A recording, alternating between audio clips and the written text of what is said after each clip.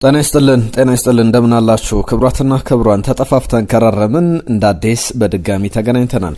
አብራችሁን ስላላችሁ ስለምታደምጡን ጊዜያችሁን ስለምትሰጡን ከልብ እናመሰግናለን። በርከት ያሉ ጉዳዮችን ይዘናል። ነገ በእንግሊዝ ፕሪሚየር ሊግ 25ኛ ሳምንት የሚደረግ ወሳኝ ጨዋታ አለ። አርሰናል ከሰንደርላንድ የመጀመሪያውን ጨዋታ ብዙዎቻችሁ የምትዘነጉት አይነት ጨዋታ አልነበረም። በስታዲየም ኦፍ ላይት የተደረገውን ጨዋታ የመልሱ ጨዋታ በኤምሬትስ ስቴዲየም ነገ 12 ሰዓት ላይ ይደረጋል። ስለ ጨዋታው ብዙ ሀሳቦችን እናነሳለን። ከጨዋታው ጋር በተያያዘ የእናንተን ግምቶች ላኩልን። እኛ ጨዋታው እንዴት አይነት አሰላለፍ ሊኖረው እንደሚችል፣ ሚኬል አርቴታ ምን ይዞ ወደ ሜዳ እንደሚገባ የተለያዩ ጉዳዮችን እያነሳን እየነገርናችሁ የምንቆይ ነው የሚሆነው። ከሀቨርትዝን በተመለከተ ስለ ዳቪድ ራያ፣ ስለ ሉዊስ ስኬሊ፣ ዴክላን ራይስ የተመለከቱ ጉዳዮች አዳዲስ የወጡ መረጃዎችን ይዘናል። እንዲሁ የኢኤፍኤል ካፕ ወይም የካራባኦ ካፕ የፍጻሜ ጨዋታን በተመለከተም አንዳንድ ከሰሞኑ ያላነሳናቸውን ጉዳዮች በተለይ ደግሞ ሚኬል አርቴታና ፔፕ ጋርዲዮላ ፍጥጫው ምን ይመስላል፣ በዌምብሌይ ስቴዲየም ሁለቱ አሰልጣኞች ሚኬል አርቴታ እንደ ተጫዋችም ዌምብሌይ ላይ ምን አይነት ቁጥሮች ምን አይነት ታሪክ አለው የሚለውን አስገራሚ መረጃዎችን የነገርናችሁ እንቆያለን። የእናንተን ተሳትፎ እንፈልጋለን። ዝውውሮችን ይዘናል። የሳንድሮ ቶናሊ የሊዮን ጎርቴዝ ጋር እንዲሁም ደግሞ የዩሊያን አልቫሬዝ ጉዳይ በተመለከተ አዳዲስ የተሰሙ ጉዳዮች አሉ። እነዚህን ሁሉ ጉዳዮች እየነገርናችሁ እንቆያለን። እናንተም የምትሳተፉበትን ጥያቄዎች ላስቀድም። ከሰሞኑ ዛሬም በስፋት በማህበራዊ ትስስር ገጾች በማንቸስተር ዩናይትድ ደጋፊዎችና በአርሰናል ደጋፊዎች መካከል አንድ ክርክርን ያስነሳ ውይይትም ሲደረግ ተመልክቻለሁ። ከዚህ ውይይት ጋር በተያያዘ ብዙ እየተነሱ ያሉ ጉዳዮች አሉ። በተለይ ደግሞ ከጨዋታዎቹ ጋርም በተያያዘ አይደለም። የማንቸስተር ዩናይትድና የአርሰናል ጨዋታ አልፏል። ከዛ ውጪ ግን ያሉ ጉዳዮችን በተመለከተ ብዙ እየተነሱ ያሉ ጉዳዮች አሉ። አንደኛውን ጉዳይ ላንሳላችሁ። ሜሱት ኦዚል ወይስ ደግሞ ብሩኖ ፈርናንዴዝ ከሁለቱ የተሻለው ተጫዋች ማን ነው? ሁለቱም ፕራይማቸው ላይ በነበሩበት ወቅት ላይ ምን አይነት ቁጥሮች ነበራቸው በሚለው ጉዳይ ላይ ብሩኖ ፈርናንዴዝ የሚደረስበት አይደለም ይላሉ የማንቸስተር ዩናይትድ ደጋፊዎች። የአርሰናል ደጋፊዎች ሌሎችም በሪያል ማድሪድ ኦዝልን በተለያዩ ክለቦች የተመለከቱት ደግሞ የሚሰጡት አስተያየት ኦዝል ነው የሚነካ የሚደረስበት አይነት ተጫዋች አይደለም፣ ከብሩኖ ፈርናንዴዝ ጋር የሚነጻጸር አይደለም በሚል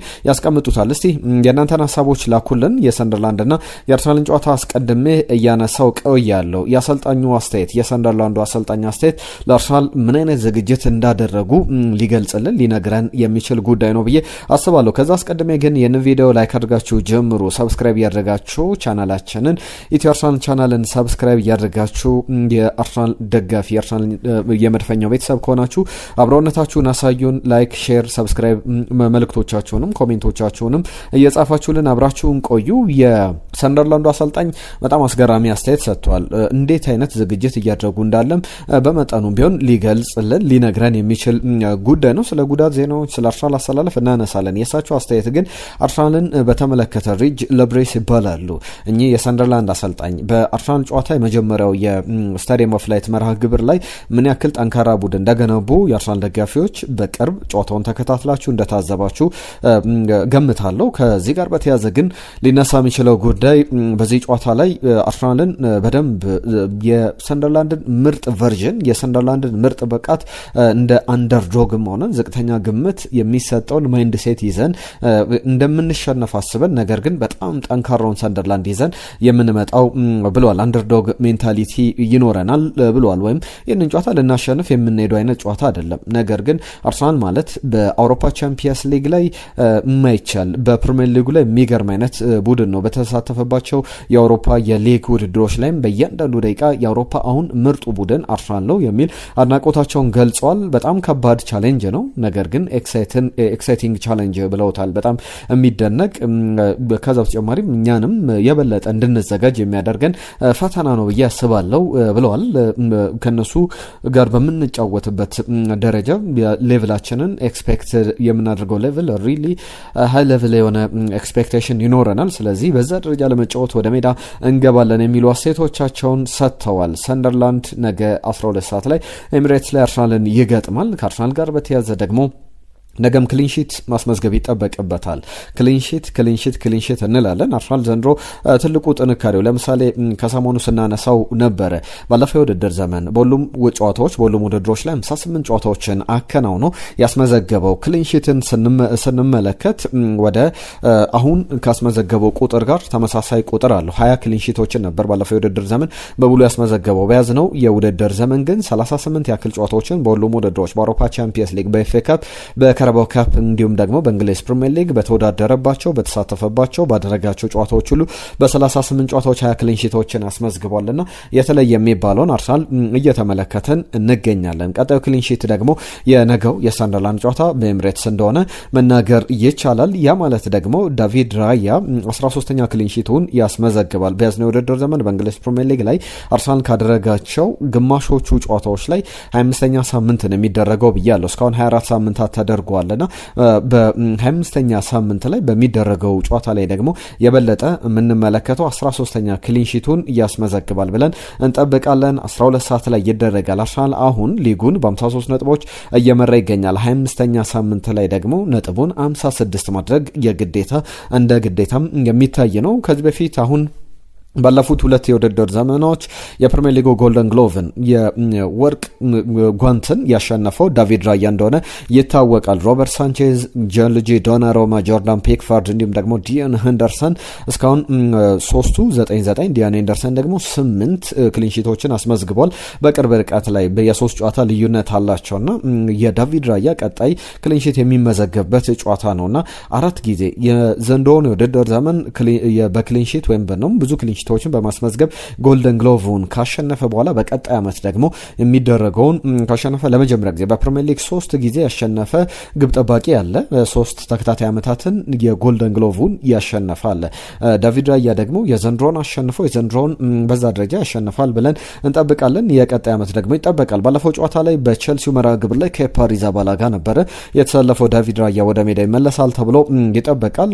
ከዛ ውጪ የዘንድሮን 13ኛ ቶፕ ፍላይት ክሊንሺቱን ያስመዘግባል ብለን እንጠብቃለን። በተከላካይ ስፍራ ላይ በአርሰናል ተከላካይ ላይ ለውጦች ይኖራሉ ብለን እንጠብቃለን። ጁሪን ቲምበር ትናንትና በነበረው ልምምድ ላይ አልነበረም። እሱ ብቻ አይደለም፣ ቡካዮ ሳካ፣ ማርቲን ኦዴጋርድ፣ ሚካኤል ሜሬኖ ልምምድ አልሰሩምና እነዚህ ተጫዋቾች ልምምድ አለመስራታቸው ከጉዳት ጋር የተያዘ ነው። ጁሪን ቲምበርም መጠነኛ ጉዳት ረፍትም ይገባዋልና አሁን በዚህኛው ጨዋታ ላይ ሰንደርላንድ ጨዋታ ላይ የሱን ቦታ ቤን ዋይት ባለፉት ሁለት ጨዋታዎች ላይ አልተሰለፈም። ነገር ግን ቤን ዋይት ወደ ሜዳ ገብቶ ይሸፍናል ተብሎ ይጠበቃል። ፒየሮ ኤንካፔ ወይስ ደግሞ ሪካርዶ ካላፊዮሪ በግራ መስመር ቦታ ላይ የሚለው ደግሞ የሚጠበቅ ነው። ምናልባት ሪካርዶ ካላፊዮሪን ወደ ሜዳ ገብቶ ልንመለከተው እንችላለን። ፊዚካሊቲ የሚፈልግ ጨዋታ ነው። ለዚህ ደግሞ ፒየሮ ኤንካፔ ትክክለኛው ምርጫ ሊሆን ይችላል። ሚኬል አርቴታ ከነዚህ ሁለት ከኢኳዶሪያዊው ኢንካፔ እና ከጣሊያናዊው ካላፊዮሪ ሁለቱን በአማራጭነት ይዞ ይቀጥላል ብለን እንጠብቃለን። ጥቋቁር ድመቶቹ ሰንደርላንዶች ጠንካራ ቡድን እንደሆኑ በፕሪሚየር ሊጉ ላይ እንደ አዲስ አዳጊ ቡድን አይደለም እየተጫወቱ ያሉት። ያንን በነገው ጨዋታም ላይ ያስመለክታሉ ብለን እንጠብቃለን። አርሰናል ደግሞ ለዚህ ተዘጋጅቶ ይገባል ብለን እንጠብቃለን። አማካኝ ስፍራ ላይ ኤቤሬቺ ኤዜ ነበር ባለፈው ጨዋታ ላይ በቼልሲው መርሃ ግብር ላይ የተሰለፈው። በዚህኛው ጨዋታ ላይ ከቨርስ ወደ ሜዳ ይገባል ብለን እንጠብቃለን። ከቨርስ በጣም ተቀይሮ ከገባ በኋላ የጨዋታው ልዩነት ፈጣሪ ነው።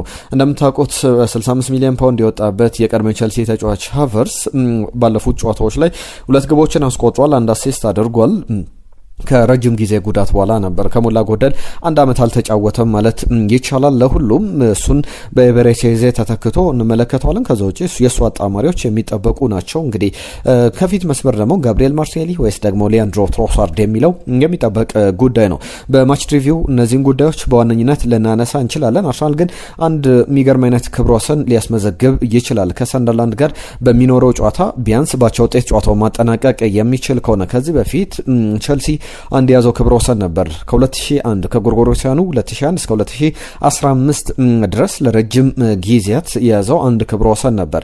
ከአዲስ አዳጊ ቡድኖች ከቻምፒየንሺፕ ወደ ፕሪሚየር ሊግ ካደጉ ቡድኖች ጋር ባደረጋቸው 43 ጨዋታዎች ላይ ከ2001 እስከ 2015 ቼልሲ አልተሸነፈም ነበር። አርሰናል አሁን 38 ጨዋታዎችን አሸንፏል። 43ኛ ጨዋታው ላይ ደርሷል። የቼልሲን ክብረ ወሰን ተጋርቷል። ነገ ባቻ ውጤት የሚያጠናቅቅ ከሆነ ወይም ደግሞ የሚያሸንፍ ከሆነ ያሸንፋል ያሸንፋል በልበ ሙሉነት መናገር ይቻላል። ጨዋታውን ይህንን አዲስ ክብረ ወሰንም ያስመዘግባል። 44 ጨዋታዎች ላይ ከአዲስ አዳጊ ቡድኖች ጋር ሳይሸነፍ ዘንድሮ ለምሳሌ ከሰንደርላንድ ጋር ያደረገው ያቸው ውጤት ጨዋታ ይነሳል። በርንሌን አሸንፏል። ከዛ በተጨማሪም በደርሶ መልስ 9-0 ሊድስን በኤምሬትስና በኤለንድ ሮድ ያሸነፈባቸው ጨዋታዎች በደንብ የሚታወሱ ናቸውና ካቨርስን በዚህ ጨዋታ ላይ ልዩነት ፈጣሪ አድርገን ልንመለከተው እንችላለን። ይህንን አሰላለፍ እንገምታለን። እንደዚህ አይነት ጨዋታዎች ሊኖሩ ይችላሉ። ሚኬል ሜሬኖ ተጎድቷል። በቀጣይ ጨዋታዎች ላይ ደግሞ ላይኖር ይችላልና በሱ ቦታ አማካኝ አላስፈረም አርሰናል። ባለማስፈረሙ ደግሞ ከሚጠበቁ ጉዳዮች መካከል አንደኛ ሉዊስ ስኬሊ አማካኝ ስፍራ ላይ መጫወት እንደሚችል ይጠበቃልና የሱም ጉዳይ ይነሳል። ከካቨርስ ጋር በተያዘ ግን የቸልሲ ተጫዋቾች የቸልሲ ደጋፊዎች በጣም የሚጠሉት አይነት ተጫዋች እንደሆነ ይታወቃል። ወደ አርሰናል ያደረገው ዝውውር በአርሰናል እያሳየ ያለው ብቃት ምክንያት ሊሆን ይችላል። ባለፈው አንድ ሀሳብ ሲሰጥ ነበር። ቸልሲ በኢኤፍኤል ካፕ ሰከንድ ሌግ ላይ በአርሰናል ከተሸነፈ በኋላ ካቨርስ ነበር የማሸነፊያ ግቡን ያስቆጠረው። የቸልሲ ደጋፊዎች የቸልሲ ሰዎች አንድ ሀሳብ ሲያነሱ ነበረ። ከነዚህ ካነሱት ጉዳዮች መካከል አርሰናል በጣም ጠንካራ ስኳድ ስላለው ቸልሲ ደግሞ እንደ አርሰናል አይነት ስኳድ የለውም እና በጥንካሬ በአርሰናል ስኳድ ተበልጠናል፣ መፎካከር አልቻልንም የሚል አስተያየት ሲሰጡ ነበር። ለምሳሌ አርሰናል በዚህ ጊዜያት ላይ ከቸልሲ ጋር በወጪ የሚነጻጸር አይደለም። ቸልሲ በአጭር ጊዜያት ላይ ባለፉት 3-4 የውድድር ዘመናት ከ2 ቢሊዮን ፓውንድ በላይ ወጪ አድርጓል። ለምሳሌ አርሰናል ካቨርስን ከቸልሲ ሲያስፈርም በዛ ገንዘብ ቸልሲ ያስፈረመው ጃዋ ፌሊክስን ነበር። ጃዋ ፌሊክስ አሁን ያለው በሳውዲ አረቢያ ሊግ ላይ እንደሆነ ይታወቃል። እነዚህ ደብል ስታንዳርድ የሚመስሉ አስተያየቶች ይነሳሉ። ለምሳሌ ሌላ አስተያየት ላንሳላችሁ። ከሰሞኑ ከተመለከትኳቸው በጣም አነጋጋሪ ጉዳዮች መካከል በጣም የሚያወዛግብ ነው። ብዙ የሚሰጡ አስተያየቶች አንዳንዶቹ በጣም ግርምትን የሚፈጥሩ አይነት ናቸው። ለምሳሌ ቀድሞ የናይጄሪያ ብሔራዊ ቡድን ካፒቴን ነበረ ሳንዳይ ኦሌሴ በቅርብ ጊዜያት ላይ ወደ አዲስ አበባ መጥቶ በዚህ በአዲስ አበባ በነበረ አንድ ካምፔን ላይ ተመልክተ ነው ነበረ ኢትዮጵያ የአፍሪካ ዋንጫን 2029 ላይ እንድታዘጋጅ ብዙ እነ ጄጄ ኦኮቻ በመጡበት ወቅት ላይ ተመልክተ ነው ነበረ። ሳንዳይ ኦሌሴ የሰጠው አስተያየት አለ። አርሰናልን በተመለከተ አርሰናልን ሊያቆም የሚችለው ቡድን አርሰናል ነው ይባላል። እሱም ያንን አስተያየት ደግሞታል። ነገር ግን እሱ የሰጠው አስተያየት ለምሳሌ ከረንት ያለውን የማንቸስተር ሲቲ ስኳድ ተመልከቱት ብሏል። በጣም ዞረስት ነው በአመታት ከተመለከትኩት የማንቸስተር ሲቲ ስኳድ የሚል አስተያየቱን ሰጥቷል። ስለዚህ አርሰናል ዋንጫው ማሸነፍ አለበት የሚለውን ነገር አጠናክሮ አስተያየቱን ሰጥቷል። ነገር ግን እንዴት ታዩታላችሁ ይህንን ሀሳብ? የማንቸስተር ሲቲ ስኳድ ዞረስት የሚባል ስኳድ ነው ወይ? በየቦታው ላይ የሚያሰልፋቸው የሲቲ ስኳድ የሲቲ ተጫዋቾች በጣም በሚያስገርም ዝውውር የመጡ ትልልቅ ገንዘብ የተከፈለባቸው ናቸው። ለምሳሌ በቀጣይ ከሊቨርፑል ጋር በሚደረገው ጨዋታ ላይ ማንቸስተር ሲቲ ማንን ሊያጫውት ይችላል ብንል ተጠባባቂ እኮ የሚሆነው የኤርሊንግ ብራውት ሃላንድ ተጠባባቂ ኦማር መርሙሽ ነው። ከዛ በተጨማሪ ሪያን ኑሪ ብዙ እየተጫወቱ አይደሉም። ትልቅ ገንዘብ ተከፍሎበት የመጣ ነው። አማካኝ ስፍራ ላይ እነ ፊል ፎደን፣ ቲጃኒ ራይንደርስ፣ ሪያን ሸርኪ፣ አንቶኒዮ ሴሜኒዮን መጥራት ይቻላል። ዶኩ ጀርሚ ዶኩን አለ፣ ኒኮ ጎንዛሌዝ፣ ሮድሪ ያሉት ስብስብ ነው። ምናልባት አርሰናል በጣም ጥሩ ዶሚኔት ሊያደርገው የሚችለው ተከላካይ ስፍራ ላይ የተሻለ ነው። ጃንሉጂ ዶናሩማ እኮ ግብ ጠባቂ ላይ የሚገርም አይነት ብቃት ያለው ግብ ጠባቂ ምን ያክል የማንቸስተር ሲቲን የውድድር ዓመት እንደቀየረው ተመልክተናል። ለሁሉም የሳንዳይ ኦሌሴን ሀሳብ እንዴት ተመለከታችሁት? ከፖል ሜርሰን ጋር በተያዘ ስለ አርሰናል ተጫዋቾች ቪክተር ዮኬሬሽን እያመኑት አይገኝም የሚል አስተያየቱን ሰጥቷል። በጣም ብዙ የአርሰናል ደጋፊዎች የምትስማሙበት ሀሳብ ሊሆን ይችላል። እስቲ ሀሳቦቻችሁን ላኩልን። ቪክተር ዮኬሬሽ ወደ እነሱ በቀረበ ቁጥር ብዙ ኳሶችን አይሰጡትም፣ እምነት የላቸውም፣ እንደዚህ አይነት ነገርን አስተውልባቸዋለሁ የሚል አስተያየቱን ሰጥቷል። ለሁሉም በቀጣይ አርሰናል በሚያደርገው ጨዋታ ላይ የበለጠ ነገሮች እየተቀረፉ ይመጣሉ ብዬ አስባለሁ። ነገር ግን ከዛ ውጭ ግን ቪክተር ዮኬሬሽን በተመለከተ ከጨዋታ በጣም እየተሻሻለ የመጣ በጥሩ መንገድ ጥሩ አቅም እያሳየ እንዳለ መናገር ይቻላል። ቪክተር ዮኬሬሽ በጣም ጥሩ አቅም ላይ ያለ ተጫዋች ነው። ከዛ በተጨማሪ በአርሰናል ስኳድ ውስጥ በቅርብ ጨዋታዎች ላይ ተከታታይ ግቦችን እያስቆጠረ በሚገርም አይነት ለውጥ ላይ እንዳለ በደንብ መናገር ይቻላል። የአርሰናል አጥቂዎች ምን እያበረከቱ እንዳለ ከዛ በተጨማሪ ቪክተር ዮኬሬሽም ጭምር በያዝ ነው የውድድር የጨዋታ ጊዜያት ላይ ለምሳሌ ሌድስ ላይ ግብ አስቆጥሯል። በቻምፒየንስ ሊጉ ካራት አልማይቲ ላይ አሲስት አድርጓል። ከዛ በተጨማሪም ከአሲስት በተጨማሪ ግብ አስቆጥሯል። ካራት አልማይቲ ላይ በነበረው ጨዋታ ላይ የኢንተር ጨዋታ ላይ ግብ አስቆጥሯል። የቼልሲ የመጀመሪያው የኤፍኤል ካፕ ሰሚ ፋይናል ላይ ግብ እንዳስቆጠረ አሲስት እንዳደረገ ተመልክተናል። የቅርብ ጨዋታዎች ላይ እንደዚህ አይነት ቁጥሮች አሉት። በኤቨርተን ጨዋታ ላይ ከፍጹም ቅጣት ምት ግብ አስቆጥሯልና የቅርብ ጨዋታዎች ላይ በተለይ ጥሩ ቁጥሮች፣ ጥሩ መነሳሳቶች አሉት። የሰንደርላንድ ጨዋታ ሌላ ጥሩ ቁጥር ሊያስመዘግበት የሚችልበት አይነት ጨዋታ ይሆናል ብለን እንጠብቃለን። ለሁሉም ይህንን ጨዋታ በደንብ ትኩረት አድርጋችሁ እንድትመለከቱት አንዳንድ ነጥቦችን አነሳን። ነገ ጧትም ከጨዋታው አስቀድሞ አዳዲስ ጉዳዮችን ይዘን እንመለሳለን። በአርሰናልና የሰንደርላንድ ጨዋታ ዙሪያ የሚነሱ ነጥቦችን፣ ተጨማሪ ጉዳዮችን፣ አዳዲስ መረጃዎችን ከጉዳት ዜናዎች ጋር በተያያዘ የምናነሳቸው ጉዳዮች አሉ። ስለ ጁሪን ቲምበር፣ ቡካዮ ሳካ፣ ሌሎችም ተጫዋቾችን የተመለከቱ ጉዳዮችን እየነገርናችሁ የምንቆየን የሚሆነው። ለሁሉም ስለ ካራባኦ ካፕ ፍጻሜ ደግሞ እናንሳ። የእናንተን ግምቶች ከወዲሁ ውስጥ ንገሩን። ፔፕ ጋርዲዮላ ከሚኬል አርቴታ፣ ማንቸስተር ሲቲ ከአርሰናል በዌምብሌይ የሚደረገው ጨዋታ በጣም ትኩረትን የሚስብ ነው። በተለይ ብዙ ቁጥሮችን ማንሳት ይቻላል። አሰልጣኝ ፔፕ ጋርዲዮላ አስገራሚ ጥያቄ ጠይቋል። በተለይ ማርክ ጌይ በፍጻሜው ጨዋታ ላይ ይጫወትልን የሚል አስቂኝ አስተያየት፣ በተለይ እጉ እንዲቀየርለት ጭምር ነው ጥያቄ ያቀረበው የነበረውና ማርክ ጌይ አዲስ ፈራሚ ነው። የማይጫወትበት ምክንያት ደግሞ አንስተናል። ከዚህ በፊትም በተለይ ደግሞ የፈረመበት ጊዜ የመጀመሪያው ፈርስት ሌጉ የአርሰናልና የቼልሲ ወይም ደግሞ የማንቸስተር ሲቲና ኒውካስል ዩናይትድ የመጀመሪያው ፈርስት ሌግ ከተደረገ በኋላ የነበረ ጨዋታ በመሆኑም ማንቸስተር ሲቲ የሚያደርገው መርሃ ግብር በፍጻሜው ላይ ምንም አይነት የእንግሊዝ የኤፍኤል ካፕ አዘጋጆችም ጭምር የእንግሊዝ እግር ኳስ ማህበርም ምንም አይነት የህግ ለውጥ የለም የሚል ነገር አንስቷል። የፔፕ ጋርዲዮላ ጥያቄም ደብዳቤ ቢጽፍም ባይጽፍም ምላሽ የሚሰጠው በዛ መንገድ ነው ተብሏል። ለማንቸስተር ሲቲ ተስፋ የሚያስቆርጥ ይመስላል። የአርሰናልን የበላይነት የሚኬል አርቴታን የበላይነት ፍጹም አይፈልጉም። ለምሳሌ ከዚህ በፊትም ብያቸዋለሁ። ለምሳሌ ሊቨርፑል ሊጉን እየመራ ቢሆን ኖሮ በጥር ማንቸስተር ሲቲ ተጫዋቾችን ሲያስፈርም ትልልቅ ዝውውሮችን ዋንጫ ሊያመጡ የሚችሉ ዝውውሮችን ሲያደርግ አንመለከትም ነበር።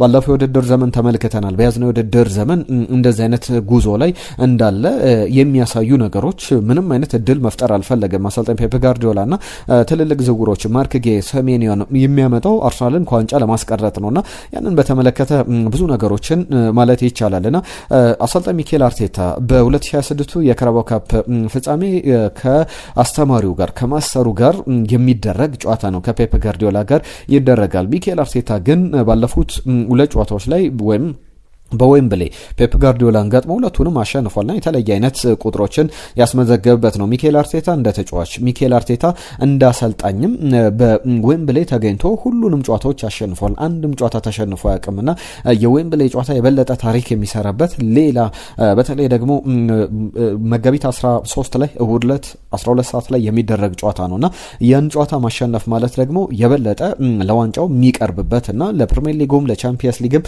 የሚያግዝ ሜንታሊቲ የሚፈጥርበት ይሆናል ብለን እንጠብቃለን። ሚኬል አርቴታ አንድ ነገር እያሰበ ይገኛል። አሌክስ ኦክስላዴ-ቻምበርሌን ሪታየር የሚያደርግ ከሆነ ወይም ደግሞ አሁን ወደ ሴልቲክ ሊሄድ ይችላል የሚሉ ዘገባዎች ሲወጡ እንደነበረ እናስታውሳለንና በሴልቲክ ወይም ደግሞ ወዲያው ሪታየር የሚያደርግ ከሆነ አሌክስ ኦክስላዴ-ቻምበርሌን በአርሰናል ስኳድ ውስጥ የአሰልጣኝ ቡድን አባላቶች ውስጥ እንዲካተት ይፈልጋል። ምክንያቱም የአርሰናል ነባር ተጫዋቾች አሁን ከኃላፊነት እየራቁ ይገኛሉ። ኤዱ ጋስፐር ነበረ ከአርሰናል ጋር ተለያይቷል። ጃክ ዊልሼር ነበረ ተለያይቷል። ፔር ሜርሳከር ደግሞ የውድድር ዓመቱ መጨረሻ ላይ ይለያያልና እነዚህ ጉዳዮች በአርሰናል በኩል የሚነሱ ናቸው። የአርሰናልን ጉዳዮች በደንብ እያነሳን እንገኛለን። ዝውውሮችን ላንሳላችሁ። ስፖርት የባርሰሎናን ጉዳዮች በስፋት ይዞ የሚወጣ ጉዳይ የስፔን ብዙሃን መገናኛ ነውና በዩሊያን አልቫሬዝ ጉዳይ አንድ ዘገባን ይዞ ወጥቶ ተመልክቼዋለሁ። ከአርሰናልና ሳንደርላንድ ጨዋታ ጋር በተያያዘ ግን ቅድም ያላነሳሁት አንድ ጉዳይ አለ። ግራኒት ጃካ የሚደርስ አይመስለኝም ብለዋል አሰልጣኝ ሪጅ ለብሬስ ባነሱት ጉዳይ ላይ ተጫዋቹ ፕሮግረስ እያደረገ ነው፣ በጥሩ ሁኔታ ከጉዳቱ እያገገመ ነው። የአርሰናል ጨዋታ ግን ገና አርሊ ነው፣ ቶሎ የሚደርስ ጨዋታ ነው የሚል አስተያየቱን ሰጥቷል። ከዩሊያን አልቫሬዝ ጋር በተያያዘ የአትሌቲኮ ማድሪዱ ተጫዋች በክረምቱ አትሌቲኮ ደ ማድሪድን ይለቃል ተብሎ ከማድሪድ ከስፔን ዋና ከተማም ወደ ለንደን ሊመጣ የሚችልበት እድል አለ የሚል ስፖርት ይዞት የወጣው ዘገባ አለ። ከሰሞኑ ሰሞኑ ወኪሉ ፈርናንዶ ኢድጋሎ ይባላል። በእንግሊዝ በለንደን ታይቷል። በለንደን የታየው ደግሞ ከአርሰናል ሰዎች ከአንድሪያ ቤርታና ከቼልሲ ሰዎች ጋር ንግግር ለማድረግ ነው የሚሉ ዘገባዎችን ተመልክተናል። አርጀንቲናዊው በክረምቱ የአርሰናል ተጫዋች ይሆናል ተብሎ እየተጠበቀ ይገኛል። ሌላኛው ጉዳይ ከዝውውሮች ጋር በተያያዘ በመጨረሻ ቀን በዴድላይን ዴይ አርሰናል ሲሞክረው የነበረው ዝውውር ነው። የሊዮን ጎርሴስካ ጉዳይ አዳዲስ የወጡ ጉዳዮች አሉ። ያልሰማችኋቸውን አንዳንድ ሁለት ጉዳዮችን ልንገራችሁ። ይህም ኦፍ ሲዝን ላይ ነው እንጂ በዛ የጥር የዝውውር መስኮት ላይ ባየርን መልቀቅ አልፈለገም። አርሰናል ከባየርን ጋር ድርድር ጀምሮ ነበር። በዴድላይን ቀን በመጨረሻው ቀን ላይ ሰኞ ዕለት የነበረ ንግግር ነው ከቀናት በፊት። ያንን በተመለከተ ደግሞ እየወጡ ያሉ ዘገባዎች አሉ። የባየርን ሶርሶች እንደሚሉት ከሆነ ሊዮን ጎርሴስካ ዝውውሩን ውድቅ አድርጎታል። ባየርን ቢለቅ ችግር የለበትም ነበር። አርሰናል ተጫዋቹን ማስፈረም ይፈልግ ነበር። ነገር ግን ከባየርን በጥር መልቀቅ አልፈለገም። የአርሰናልን ዝውውር ውድቅ አድርጎት ነበር። ነገር ግን አሁን የ31 ዓመቱ ጀርመናዊ ተጫዋች በተለይ አርሰናል ቤት ቢመጣ ኤሪያል ዲያሎች ላይ የአየር ላይ ኳሶች ላይ ግቦችን በማስቆጠር በጣም የሚታማ አይደለም። በጣም የግንባር ኳስ አጠቃቀሙ ፊዚካሊቲው ለአርሰናል ለሚኬል አርቴታ ጮት በጣም የሚሆን አይነት ተጫዋች ነውና ሊዮን ጎርሴስካን አርሰናል ለማስፈረም ፍላጎት አለው ተብሏል። በዚህም ጉዳይ ላይ ደግሞ እየተነሱ ካሉ ጉዳዮች መካከል ተጫዋቹ አሁንም በጥር ያልተሳካውን ዝውውር አርሰናል በክረምቱ ለመሞከር ዳግም ወደ ተጫዋቹ ዝውውር ይመለሳል ተብሎ ይጠበቃል። ሌላኛው በአርሰናል ራዳር ውስጥ ያለው እስከ 2030 ድረስ በኒውካስል ዩናይትድ ውል ያለው የሳንድሮ ቶናሊ ጣሊያናዊ ተጫዋች ጉዳይ ነው። በጥር የዝውውር መስኮት ምንም አይነት ፍንጮችን ኒውካስል ዩናይትድ መንገድ መክፈት አልፈለገም ነበር። አሁን ግን ከተጫዋቹ ጋር በተያያዘ እየተነሱ ያሉ ጉዳዮች ቢኖሩ በቀጥታ በክረምቱ ወኪሉ ክለቦችን ይፈልጋል ተብሎ ይጠበቃል። ከኒውካስል ዩናይትድ እንዲወጣ እንዲለቅ ይፈለጋል እየተባለ ይገኛልና ከኒውካስል ዩናይትድ ለቆ በየትኛው ክለብ ልንመለከተው እንችላለን የሚጠበቅ አይነት ጉዳይ ነው። ለሁሉም ይህንን ጉዳዮች አነሳን። ከዝውውር ጋር በተያያዘ የአርሰናል ቻናልን ሰብስክራይብ አድርጉ፣ ቤተሰብነታችሁን አሳዩን። ባነሳናቸው ጉዳዮች ላይ መልእክቶቻችሁን ጻፉልን። ቅድም የሜስት ኦዚልና የብሩኖ ፈርናንዴዝን ጉዳይ ስጠይቃችሁ ነበር። የእናንተ ምላሽ እስቲ ላኩልን። እኔ አንድ ሁለት ጉዳዮችን ላንሳ። ሜስት ኦዚልን ይበልጣል አይበልጥም ብዬ ላጠናቀቅ አይደለም።